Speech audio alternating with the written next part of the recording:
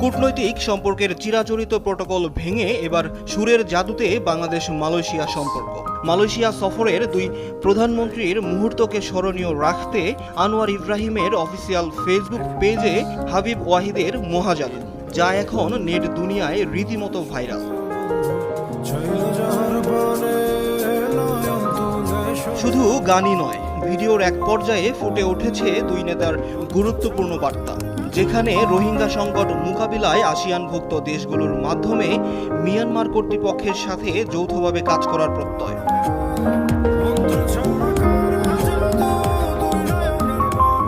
2 minute 40 সেকেন্ডের ভিডিওটিতে আবহ সঙ্গীত হিসেবে ব্যবহার করা হয়েছে সঙ্গীত শিল্পী হাবিব ওয়াহিদ ও মেহের নিগরি রুস্তমের জনপ্রিয় গান মহাজাদু। ভিডিওটিতে দুই প্রধানমন্ত্রীর দ্বিপক্ষীয় বৈঠক, গার্ড অব অনার, মধ্যাহ্নভোজ, সাংস্কৃতিক অনুষ্ঠান এবং বিভিন্ন আনুষ্ঠানিক দৃশ্য তুলে ধরা হয়েছে। নেটিজেনরা বলছেন, দুই দেশের উচ্চ পর্যায়ের দ্বিপক্ষীয় বৈঠক এবং সাংস্কৃতিক মেলবন্ধনের পেছনে বাংলা গানের সংযোজন যেন এক সুনিপুণ মাস্টার স্ট্রোক।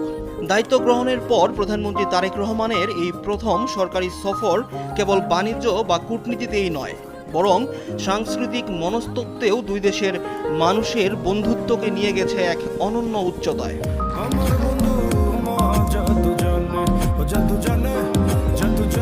ভিডিওটি প্রকাশের মাত্র কয়েক ঘন্টার মধ্যেই লাখ লাখ ভিউ আর ভাসছে প্রশংসা।